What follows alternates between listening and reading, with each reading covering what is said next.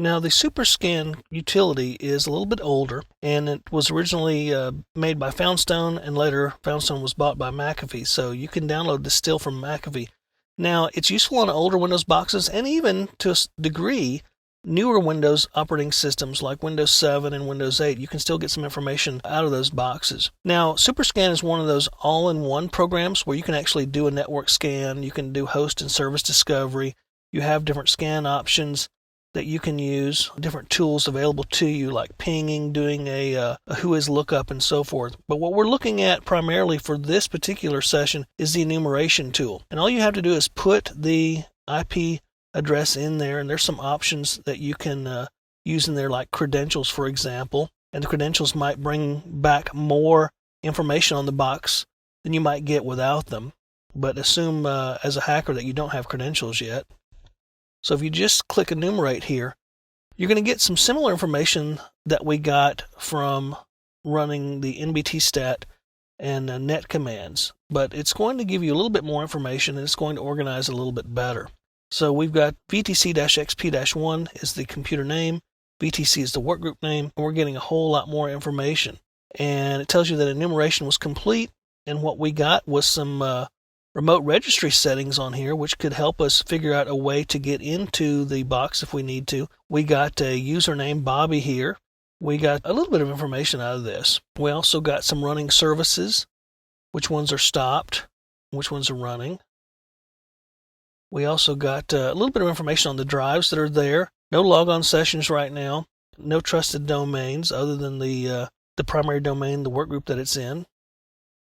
There's some things it couldn't get, password and account policies, shares, and so forth, users. But these are things that if you had some credentials, you might could get a lot more information out of this box. But just getting some of the information that you did based upon no authentication, here's one important thing that we can use later on, and that's that we can actually complete a null session to the box. And a null session is a gateway into a system where we can get a little bit more information and even get some contact with the box. So we've got a little bit of information off this enumeration tool. Now, another enumeration tool is WinFingerprint, and let's go ahead and take a look at it.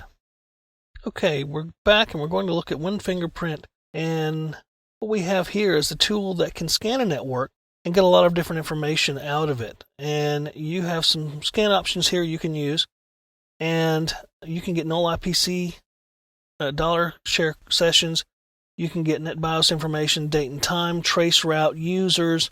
There's a lot of information you can get out of this. Now, it depends again on whether you have credentials. You may not be able to get some of this information. Let's go ahead and do a quick scan and see what we get. It's going to scan and tell us what boxes it can reach and which ones it can. And right now there's only 2 boxes on the network that are Windows. So it's a scan tool. It's a service enumeration tool. It's a port scanning tool as well. Again, it's one of those all-in-one multifunction tools. So it's going to scan a little bit until it finds a Windows box, and it's going to find this XP box for sure. And it's found it under 163.141. And it's going to come back and probably give us a lot of the same information that we got from the SuperScan tool that we ran earlier. We got a password policy. That's something we didn't get out of SuperScan. We got disks, we got MAC addresses, we got patch levels. We got what service packs are out there and what different patches are loaded. And that's pretty cool. So we actually got a lot of information on this box here that we can use. And we are unauthenticated to the box. We have not authenticated at all to the box. We got services and so forth. We got users. And one cool thing is that this gives us some information that we couldn't get any other way. We have an administrator on SID 500, so we know that's the true administrator. The password is not set to expire for this administrator. We have a Bill Smith. We have a Bobby. We have several. We have a guest here. No password for guest, by the way. User's account is disabled. So we know that guest is disabled, but it doesn't have a password. We have Jim Williams.